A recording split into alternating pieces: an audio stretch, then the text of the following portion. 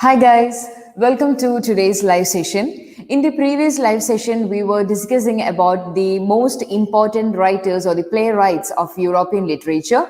And in this session, we are going to have a look on another important module, that is post-colonial literature. And to be more precise, we will be looking on to the most important three novelists of the post-colonial literature, or who are the most important African writers.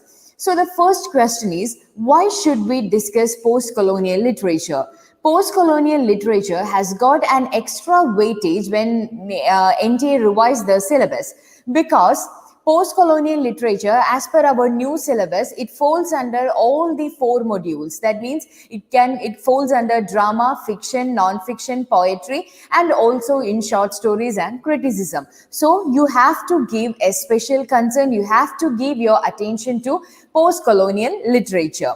And in this session, we are going to have a look on the most important three African writers. But you have to remember that post-colonial literature, it doesn't always means African writers. There is often a prejudice that post-colonial literature means African writings or Indian writings. No, post-colonial literature, it encompasses the writings of the colonized lands, okay, which include Indian writings, Australian writings, African writings, and so on. So you have to remember that.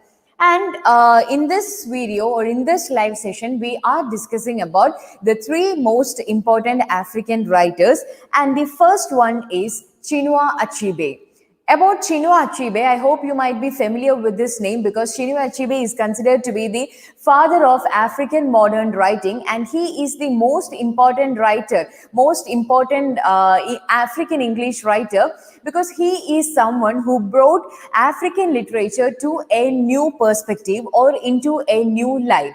Before Chinua Achebe, African culture or African writing or African literature were considered to be barbaric, or it was often viewed from the perspective of the British people or from the white people.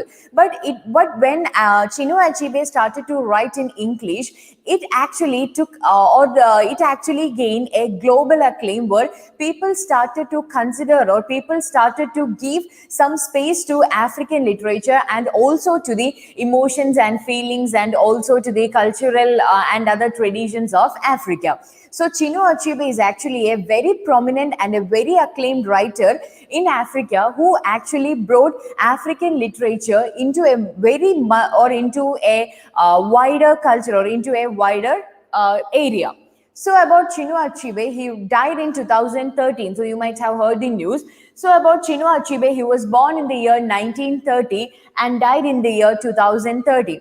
I am giving more importance to Achebe because even Nelson Mandela had praised Achebe about his writings, because everyone, even in the next writer, when we discuss about Adichie, she was influenced or she was inspired by Chinua Achebe. And not just that, Chinua Achebe brought African literature to a global area, but he also brought he also inspired many of the upcoming writers of Africa. So that is why I'm once again explaining you that you have to go through post-colonial literature. Post-colonial literature is very important for NTA NET exams, because there has been questions from female African women writers. We will discuss that in future.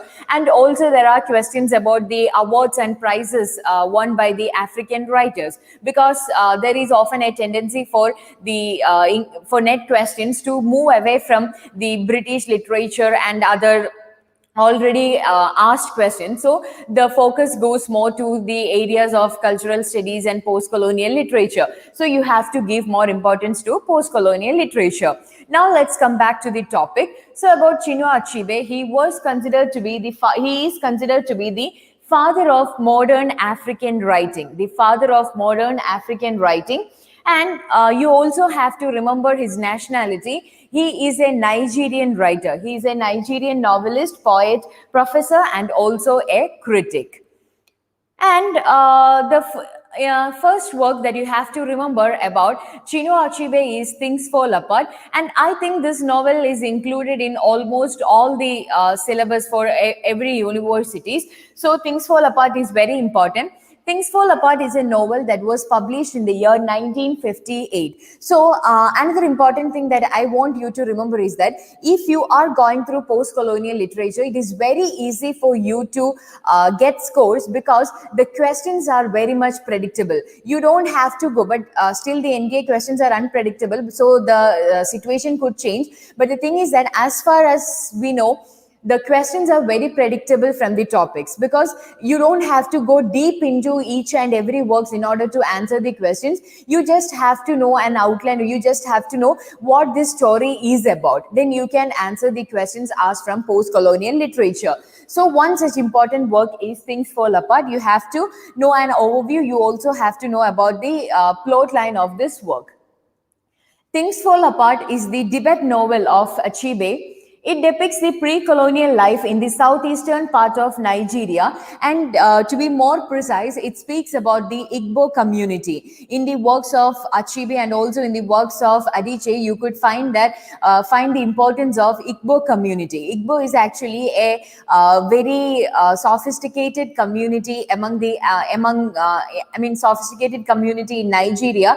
They were actually prominent during their time, and they have got their own culture, they have got their own traditions and other rituals, patterns, religion. So everything is unique for them, and Igbo community is one among the important communities of that area.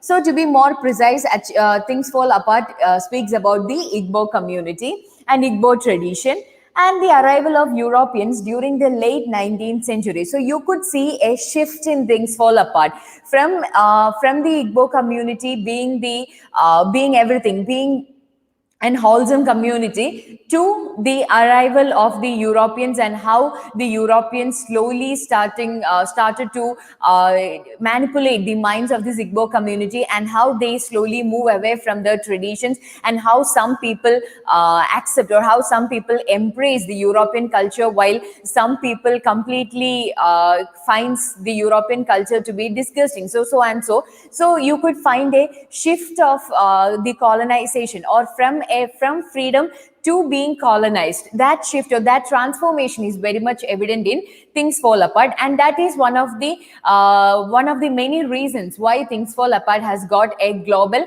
acclaim. And in later, Adichie, she says that after reading Things Fall Apart, she felt that she is reading her own story, because this is not just the story of Okongo or an Igbo or any member of the Igbo community, but this is actually a story that happened to each and every member of the Igbo community. Or you could say that this is actually something that happened to Nigeria. Therefore, every reader of that area could relate to this work. So that is another significance of Things Fall Apart, and that also contributes to the importance of Things Fall Apart from net perspective. So Things Fall Apart has got a sequel, that is No Longer at Ease, which was published in 1960. And it also has got another sequel, and these three works are together known as African Trilogy. So Things Fall Apart, 1958, that is a debate novel of Adichie, and it tells the story of the Nigerian community, especially of the Igbo community, and how they were influenced by the arrival of the Europeans during the late 19th century. And also remember the sequel, that is No Longer at Ease, which was published in 1960. And these are the important characters of Things Fall Apart.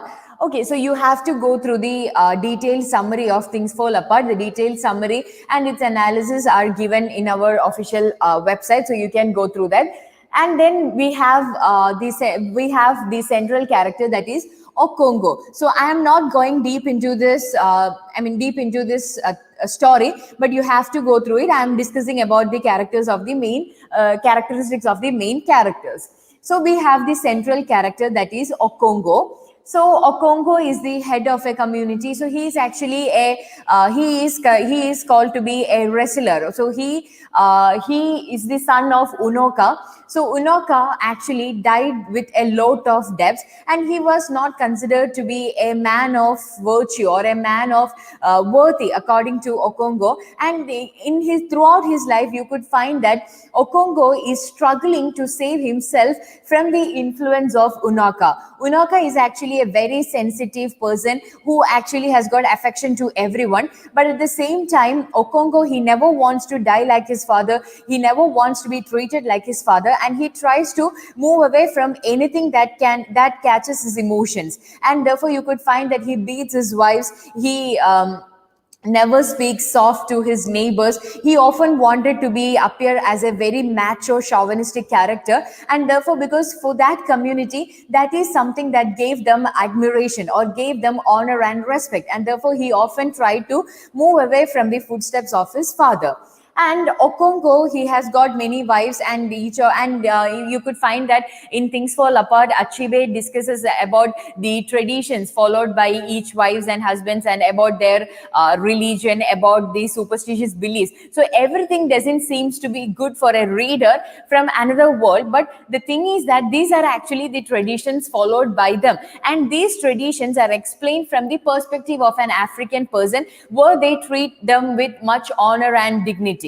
But for a British but for an European, these things are referred to be barbaric or to be uncivilized. Okay, so Okongo, there are three children that influence the life of Okongo. The first one is Noe, the on son of Okongo. Noe is just like his grandfather. He is a very sensitive person. He doesn't like war and fighting and so on. He is often an indoor person, and he finds happiness with himself. And then he had a daughter called Ezinma. Ezinma is Okongo's favorite, and she is ill. But the thing is that she likes the footsteps of Okongo. But since she is a daughter, she has got many restrictions. But remember that Ezinma is the daughter. Ezinma is the favorite child of Okongo. And there is another child who comes into the life of Okongo. That is, there is actually a tradition in this Igbo in their area, that one of the member of his community accidentally kills a girl, okay, accidentally kills a woman of the another community, and as a repentance, they had to take care of the baby, and that is how Ikimifuna reaches the house of Okongo. So, being the most respected person of the town, Okongo is held in charge of Ikimifuna, and very soon you could find that they share a very strong bond in the sense, Okongo never ever reveals that he is fond of Ikimifuna, because he never wanted to show his affectionate side. But the thing is that rather than Noe, it is Ikimifuna who often goes with Okongo for wrestling, and he trains Ikimifuna, and they actually started to share a bond.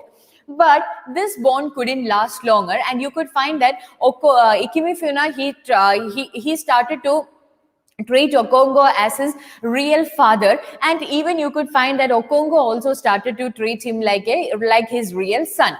But things actually take a turn when the beliefs of them wanted Ikimifuna to be killed, Ikimifuna to be given as a sacrifice to the forest, and Okongo was deeply shattered by it. But as I said earlier, he never wanted to show his affectionate side to the public, and he got ready to kill Ikimifuna. Even the chief advises him not to be a part of the murder, because he would repent later. But he, to show his chauvinistic side, he was so ready, and Ikimifuna, without knowing it, accompany Okongo, and Okongo sends him to the forest, and where the people would kill him. So you could find that Ikimifuna is actually begging his real father not to kill him. Real father in the sense, because he treats Okongo as his father, not to kill him. But Okongo, though he wanted to save Ikimifuna, he never bothers, because he never wanted to be like his father, and he goes back, and that actually really shatters his confidence. He was guilt-stricken for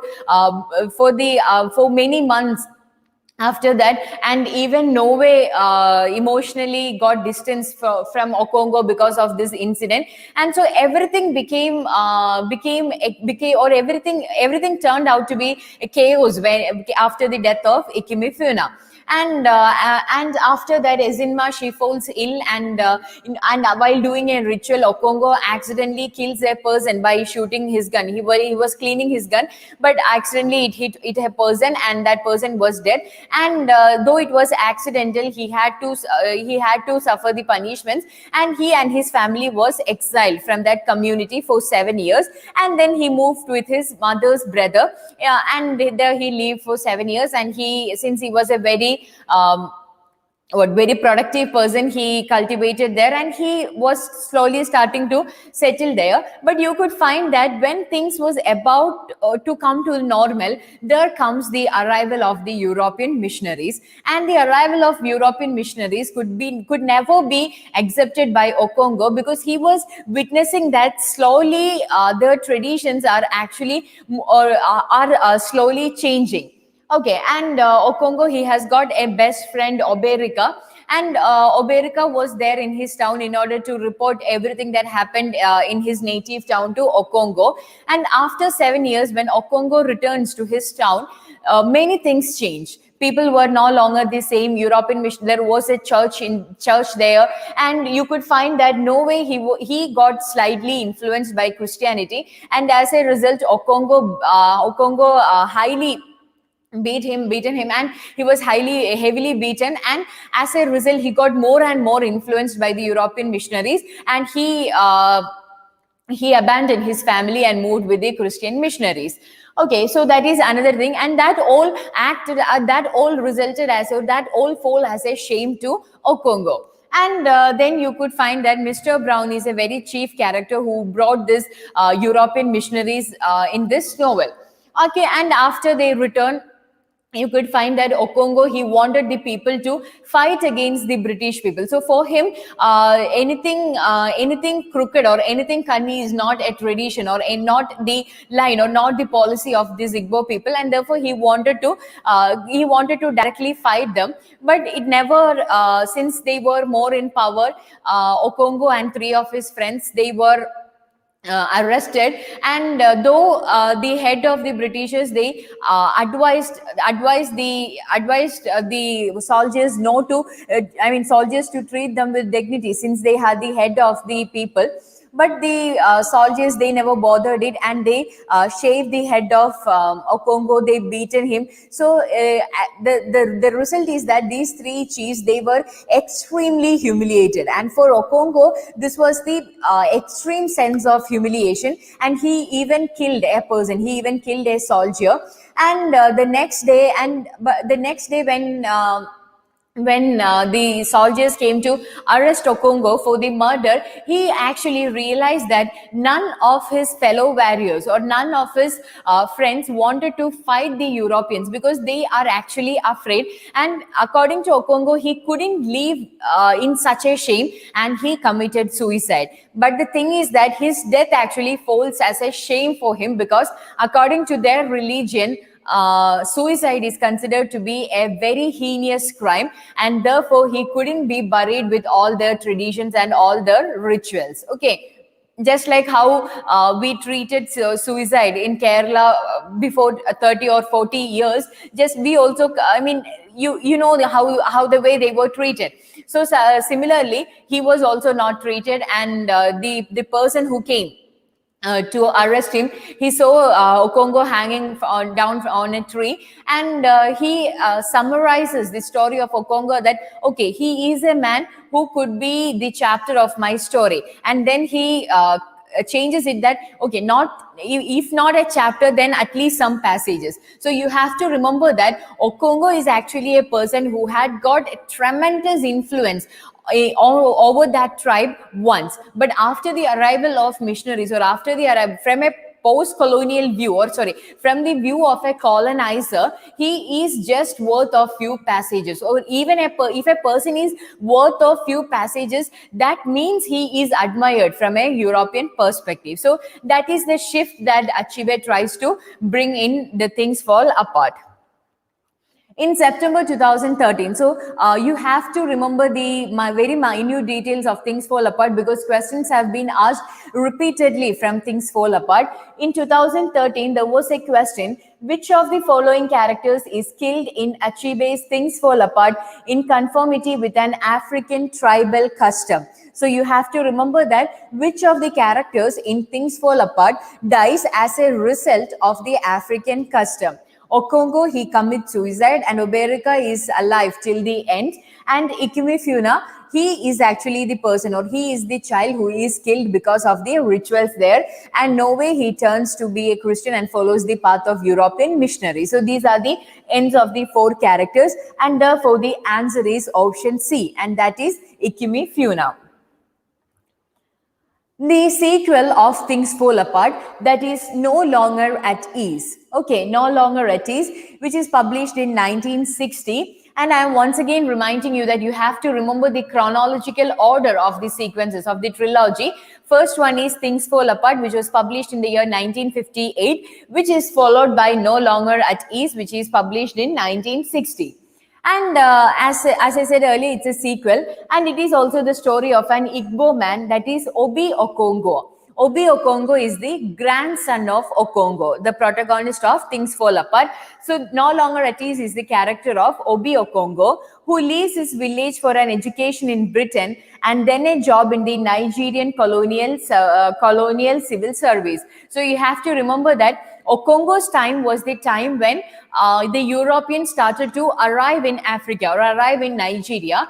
And of course, the time of Obi, that is the grandson of Okongo, people started to migrate to Britain, or people started to have a close relationship with, there starts to have a close relationship with the colonized and the colonizer. And as a result, Obi is sent to Britain in order to study, and there he joins the Nigerian colonial civil service. But there is a conflict that often rules him, a conflict between the African culture and the Western lifestyle, and in the end he takes up a bribe. So he is not like his grandfather, he is much more influenced by the Western style. And the book's title, that's another important fact that I want you to remember. The book's title, that is No Longer at Ease, is taken from the closing lines of T.S. Eliot's poem, The Journey of the Magi. Okay, so T.S. Eliot's poem, The Journey of the Magi, and these are the lines. We return to our places, these kingdoms, but no longer at ease here. With an alien people clutching their goats, I should be glad of another death. Okay, so this is these are the lines in which the title is taken, but no longer at ease here. We return to our places, these kingdoms, but no longer at ease here. With an alien people clutching their goats, I should be glad of another death. That shows the relationship, or that shows how the colonizer could affect the land of the colonized. The third book of the trilogy, that is The Arrow of God. So you have to remember that Arrow of God is preceded by Things Fall Apart and No Longer at Ease. Arrow of God was published in the year 1964, and I want you to remember the dates or years of the publication: 1958, 1960 and 1964. So Arrow of God published in the year 1964, and these three books are together known as African Trilogy. These three books are known as African Trilogy. So if any such questions are asked regarding this African Trilogy, that means these three works. The title Arrow of God refers to Ezulu's image of himself as an arrow in the bow of his God. The title Arrow of God refers to Ezulu's image of himself as an arrow in the bow of his God. So Ezulu is the central character of Arrow of God, and Ezulu is actually the son of the person who is killed by Okongo accidentally. In the previous slide, I have mentioned that Okongo accidentally kills a person, and that person's son is Eselu, and it is told from the perspective of his from the perspective of Ezelu. And in 2007 and 2013, there was a question: arrange the following works in the order in which they appear. Identify the correct code. So since it is a repeated question, you have to give more focus to it. Can be asked, or the importance is much more than you think. So the question is, you have to follow it in the order. We are not going to the options, but I hope with these answers you could figure it out. No Longer at Ease, Things Fall Apart, A Man of the People, Arrow of God. You just have to know the year of publications of the trilogy. And the first work is Things Fall Apart because it is the debate novel of Achebe, and it is followed by No Longer at Ease, which was published in 1960, and in 1964 it was followed by Arrow of God, and later Achebe published A Man of the People. So that is the order, 2, 1, 4, and 3. 2, 1, 4, and 3. And this is another essay that I want you to remember. In 1975, his lecture, An Image of Africa, Racism in Conrad's Heart of Darkness. So Conrad's Heart of Darkness is actually a book, or is actually a novella that depicts the arrival of a person, Marlowe, into the deep forest of Amazon, or sorry, into the deep forest of Africa. And that is the depiction of how he witnessed or how he views Africa. And you would find that he finds Africa to be a very barbaric country with an unknown language, and so and so and so. And the way in which he treats the people. So Conrad is, Achebe is basically criticizing Conrad for viewing them from the perspective of a European, or from the perspective of European, treating the Africans as extremely barbaric and uncivilized. Achebe is basically speaking or saying that these are actually the people who lived their own life in their own island or in their own land. Okay, and they are intruded by a foreigner who consider them to be civilized, uncivilized, or barbaric. So what is the role of this person, or who is he to criticize them? And the use of the words like black, nigger, and so on. So he basically criticizes the usage of language, the passages, and so and so in this work. So I want you to remember the title of this essay, An Image of Africa, Racism in Conrad's Heart of Darkness. Featured a criticism of Joseph Conrad as a thoroughgoing racist, because throughout this novella, Achebe finds him to be a racist. The white people are perfect and the black people are, or the Africans are imperfect. They are to be tamed. Okay.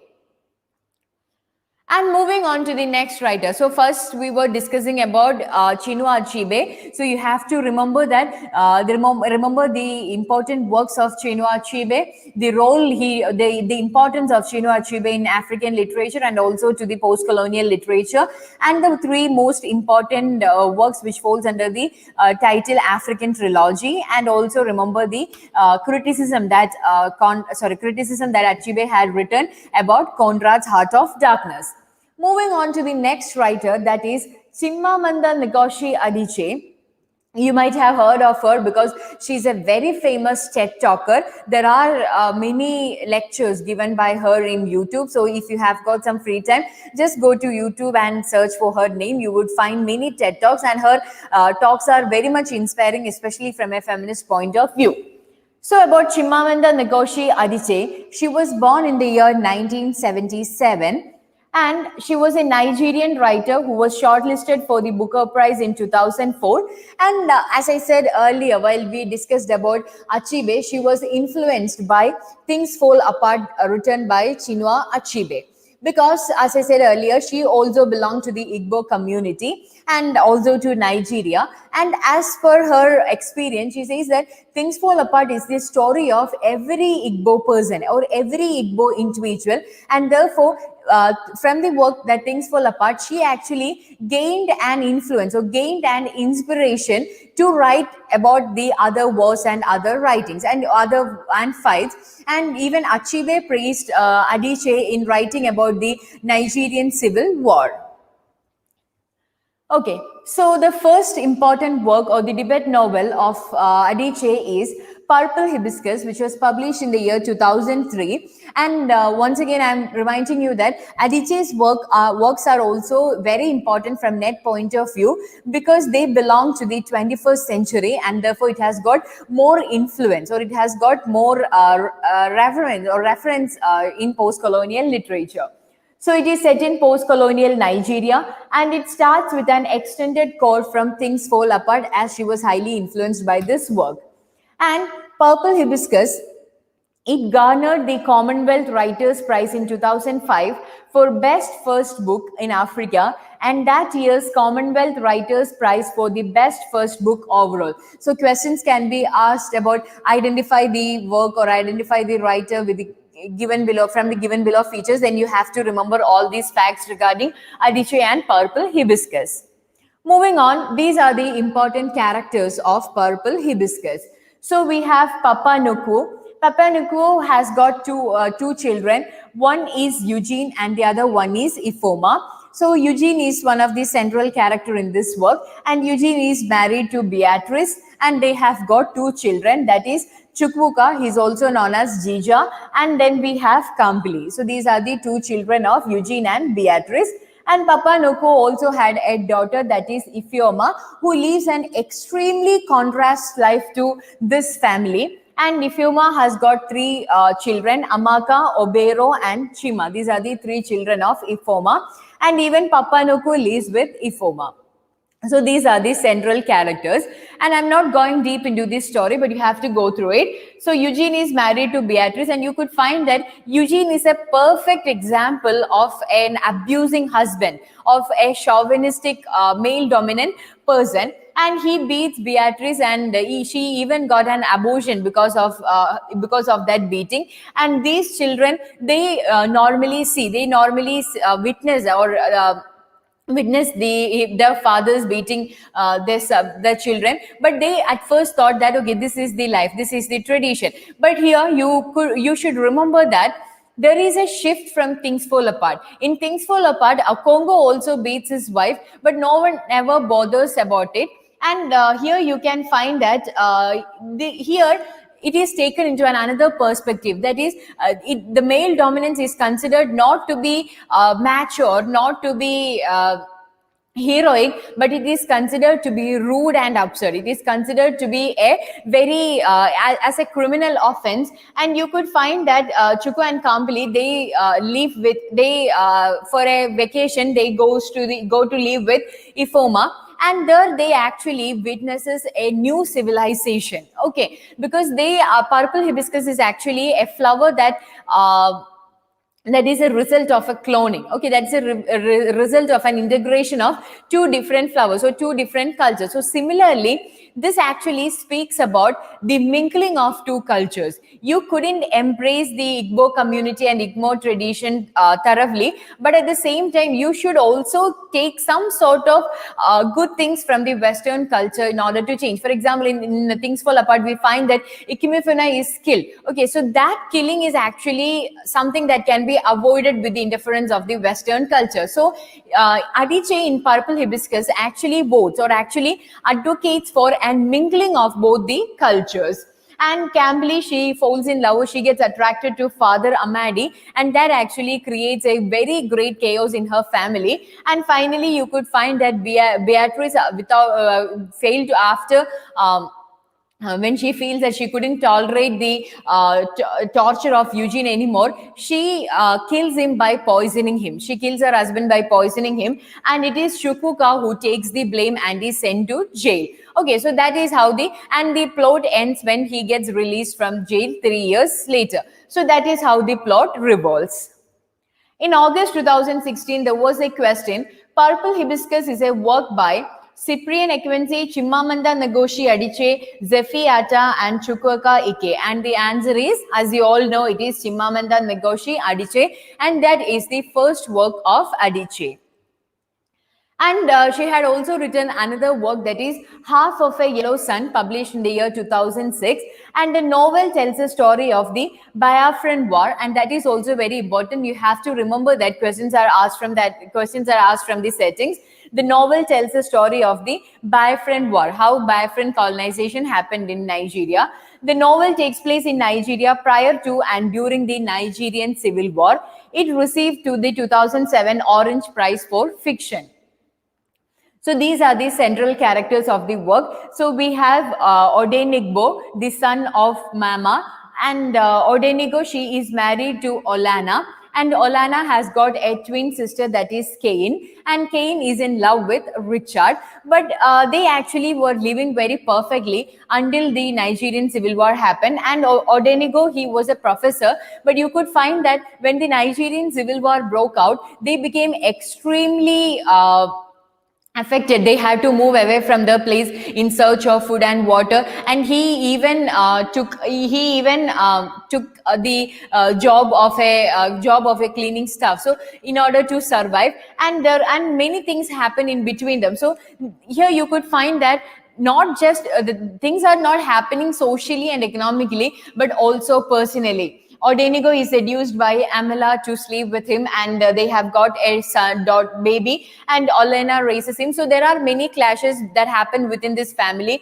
And Ugu is another character. Ugu is the housekeeper of Odeniga, and he shares a very close bond with Odenigbo and Olana. But you could find that when the Nigerian Civil War broke out, he had to fight. He had to be in many things. He even raped a woman. He had to witness a woman. He was forced to participate in a rape. And after that, you could find that even his sister was forced for another rape. So just like how we say karma hits back, so many things happened in their life, and their lives got entirely shattered. So I want you to remember the names of the characters and the relationship that they had with them, and the influence of colonization and the war with them. In June 2015, there was a question: which of the following deals with the Biafran War? July's people, Waiting for the Barbarians, Half of a Yellow Sun, Arrow of God. So Arrow of a God is a novel written by Achebe, and the answer is Half of a Yellow Sun. Okay, and the next work of Adichie, that is Americana. Americana was published in the year 2013, and it won the 2013 US National Book Critics Circle Award for Fiction. And the central character is Efimilu. Efimilu, she moves to United States in order to study, and there you could find that she was born and brought up in Africa, and she is sent to US to study. So in Africa, she never had to face racism, but the moment she lands on lands on US, she started to struggle from the so-called racist, and she is actually getting to know the life of a black woman, or how hard it is to live with that black tone. So that is how, because in her land everything is common for her, but here she is struggling from this racism, and also about many varieties of racial distinctions. And you could find that gradually she gets success in US. She becomes a very famous blogger, and she had written about race, and it's titled Resting on Various Observations About American Blacks, those formerly known as Negroes by a non-American black. And this blog has got very famous, and she became a very successful writer. And later she comes back to her native land in order to live with the love of her life, who goes to Britain and who also becomes a very successful person.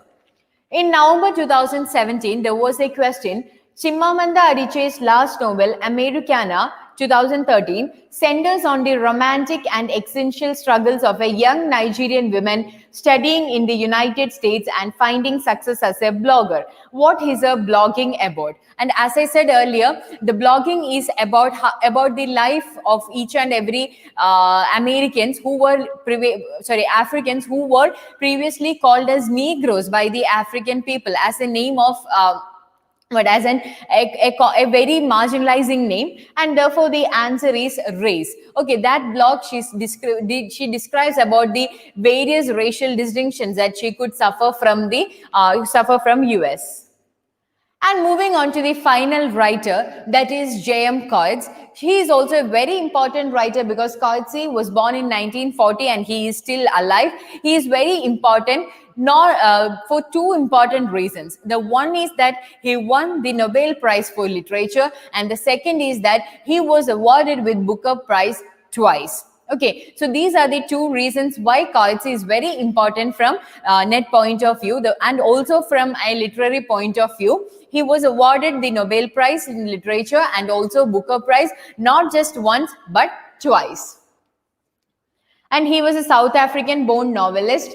And about Coetzee, His first novel was Dusklands, and he has continued to publish a novel about every 3 years. So it is actually easy for you to remember the years of publication of Coetzee. So 1974, and he was twice awarded with the Booker Prize in 1983 and 1999. And later he moved to Australia and became an Australian citizen. And there was a whole range of controversy because he was a person who wrote for the Africans, and he moving to Australia was not accepted by many people. But he made a claim that he actually loved Australia and he find it as another home. And Australia is also a land of colonized people.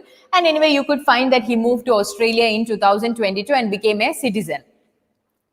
And about Dustlands, which was published in 1974, you just have to remember that it consists of two separate stories. The first one is titled The Vietnam Project, and the second one is The Narrative of Jacob Coetzee.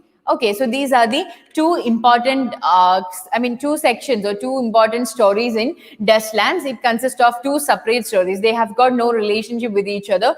The Vietnam Project and The Narrative of Jacob Coetzee.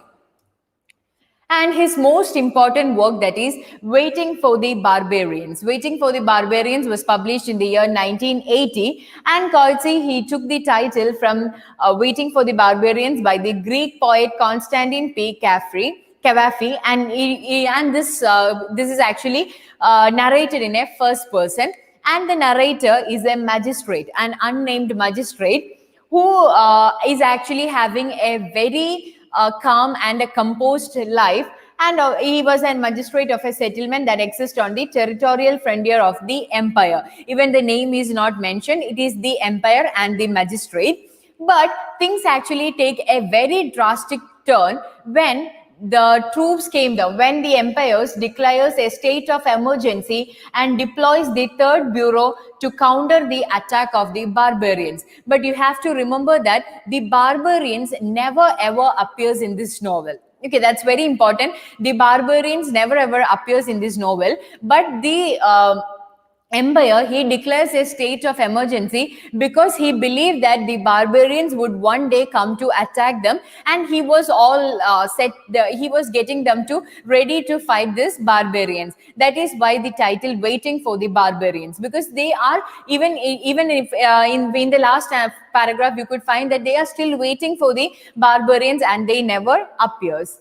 And the magistrates, you could find that the magistrate is actually a worker of the empire, but he is gradually starting to feel, why are they doing this? That is, he is starting to question the legitimacy of colonialism, and personally nurses a barbarian girl who has been left crippled and partly blinded by the Third Bureau's torture. So he saved that girl, he nurses her, and they get into a sexual relationship, not just sexual relationship, but they shared a very great bond, and he wanted to save that girl, and he wanted to take her to her land safely. And after a very adventurous and life-taking journey, he succeeds in bringing her to her land. Though he proposes her, she is also in love with him, but she couldn't leave her land, and he is all set to come back to his land, and that is where he gets arrested. He gets arrested for saving the land and for neglecting his duty, saving the girl and for neglecting the duties. He got arrested, and later he escapes from the prison. But he finds that since he is no longer a magistrate, there is anything that he could do there, and he just simply wanders outside the jail, scavenging for scraps of food. So he basically becomes a beggar. But with the arrival of the winter, the soldiers started to withdraw, and the magistrates. So, and there you could find that a troop, it brings a lot of the native people of the town, and even the public. I mean, the people of the empire, they even started to simply torture the people, and the magistrate is actually witnessing everything, and that is where he gets a personal account of how to be a colonized. Okay, though he is the colonizer, he is getting the experiences of a colonized. And you could find that with the coming of winter and with no barbarians on site, the troops decided to withdraw because they couldn't survive the winter, because it's a very terrible winter, and they actually moved back. And the magistrate stays there in order to motivate, or in order to encourage the people to survive the winter. So that is how the story ends.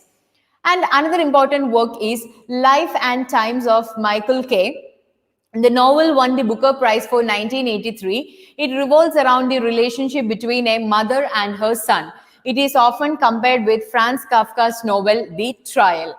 It is often compared with Franz Kafka's novel The Trial because Michael K, Franz Kafka's novel, we know the protagonist is called as K, and similarly Michael K is also called as K, and that is why it is often compared with The Trial.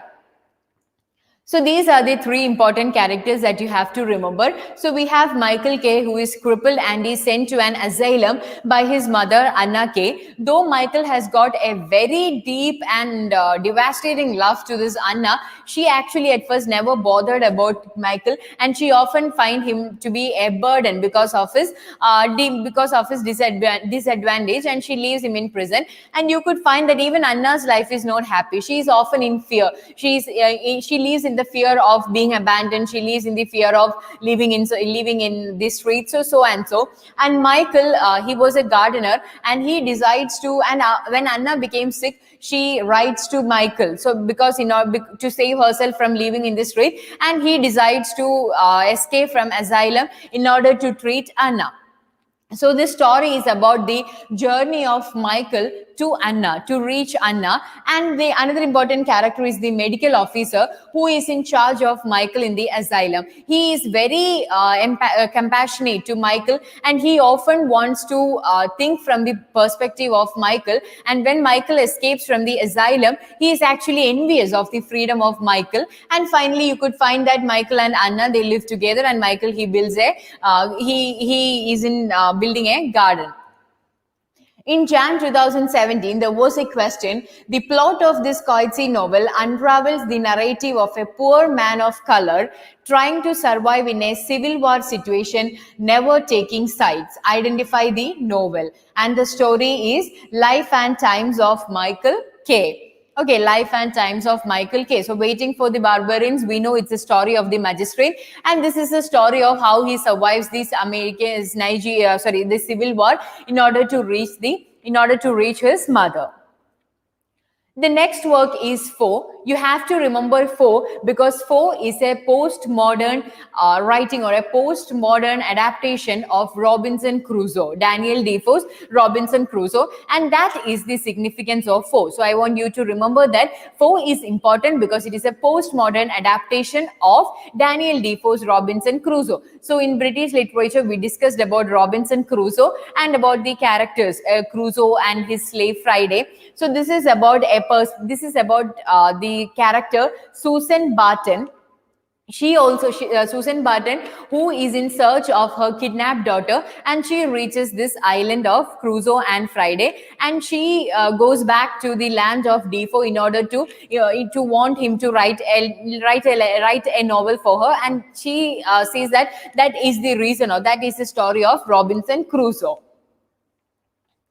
And moving on to the most important writing of Coetzee, that is Disgrace, published in the year 1999. Okay, Disgrace is very important because questions have been asked repeatedly from this novel, Disgrace, and the center character is David Lurie. David Lurie, he is a South African professor of English. So he is a person who is extremely shattered, extremely devastated with his life. He is twice divorced. He stays single. He has got an unavoidable or uncontrollable lust, uncontrollable sexual attraction, and he is also tired of his job as a professor. And you could find that his disgrace, that's the title, his disgrace is brought by his sexual activities. And the next character is Melanie, and as he was a professor, he gets attracted with his fellow worker and so on. And what actually brought disgrace to him was his he plying Melanie with alcohol and other actions. And okay, if we read the novel, you could find that it can be easily calculated, or it can be easily portrayed as a rape. And though Melanie, she never ever was in love with this person, and when she starts to avoid him, when she starts to get absent from his classes, he gives less marks for her for internal marks, and he starts to torture her, and he wants her to do everything that he says, and her boyfriend complains to him, or his father beats him. So nothing actually brought him to his senses, and he was and there came a meeting where the discussion has to be made, a decision has to be made, and you could find that he never seriously apologizes her, no, he justifies it, he remains silent, and therefore he is expelled from his job. And then he goes to live with his daughter, that is Lucy. And Lucy is a very country girl, a very rural girl, while he is an urban life. So at first he finds it hard to live with Lucy, but later they found a bond, and Lucy's life brought harmony to the life of him, and he quickly adapted to her rural lifestyle. And but things actually take a turn when she was suddenly raped by three men who attacked her and who tried to burn David into to put David into fire. So that was actually a devastating situation for her, because she was a person who actually brought up many pets, and all the pets were killed. So it was actually something that killed her consciousness, and you could find that she becomes extremely apathetic after her attack, and the bond between the father and the daughter also got shattered with this attack. So according to him, this is actually another disgrace that is brought to his family. But he was so real. I mean, see, he was so he was so happy that her name was mispronounced in the newspaper when the news of the rape was given in newspapers. So that's a story. But later he came back to live with Lucy, and you could find that there is a suitor for Lucy, but though Lucy and David knew that he is also involved in raping her, he concludes that she will one day end up marrying him, because that is actually something that happens for these types of situations. And though he is never ever happy, and he wants to protect Lucy from it, Lucy, she never wants to give a complaint, she never wants to speak about that again. So you could find that she is basically eloping from that situation. In June 2013, there was a question: which of the following statements best describes Coetzee's disgrace? So the options are: it is a murder mystery set in a post-apartheid South Africa. Of course not, because there is nothing called murder that happens here. It is a complex narrative of sin and redemption, which involves both white and black South Africans. Okay, so that there is a chance, because this basically speaks about David and how he, at first you could find that David is a man of sin who basically treats his student as a sex toy. And you could find that towards the end, when his daughter got raped, he goes for the student's house and he apologizes to her, but her father says that your redemption should come from you. Okay, she forgiving him never can do anything for his redemption. He has to find his own redemption. Then the protagonist, David Lurie, is a priest who brings disgrace to his calling. No. Coetzee has a schematic and reductive view on the relations between whites and the blacks in South Africa. So the most relatable answer is option B, and therefore the answer is option B. And finally, there was another question in December 2013. J.M. Coetzee was the first writer to be awarded the Booker Prize twice. He won the prize for Life and Times of Michael K. and Disgrace, Dustlands and Disgrace, Foe and Elizabeth Costello, Age of Iron and Disgrace. As I said earlier, he won the Booker Prize in for 2 years, that is one for Disgrace and the other for Life and Times of Michael K. So therefore the answer is option A. Okay, so in November 2017, there was another question. That's why I'm saying disgrace is very important. There has been questions asked repeatedly from this novel. In J.M. Coetzee's Disgrace, David Lurie is working on an opera on the life of one of the romantic poets. Who is the poet? Okay, so you can write to this answer. So the question is, in J.M. Coetzee's Disgrace, David Lurie is working on an opera on the life of one of the romantic poets. Who is the poet? So I want you to find the answer for this question. So the options are Blake, Shelley, Byron, and Coleridge. So you can comment on this answer. So that is all about the three most important African writers. So in this live session, we discussed about the three most important novelists of African literature who belongs to the post-colonial literature, and they are Chinua Achebe, Chimamanda Adichie, and J.M. Coetzee. These three writers are very important, and you have to go through them. You have to go through the stories and the essays written by them again and again, because questions are asked repeatedly from these writers. And also post-colonial literature is also very important for NTA exams. So that is all about post-colonial literature. Thank you.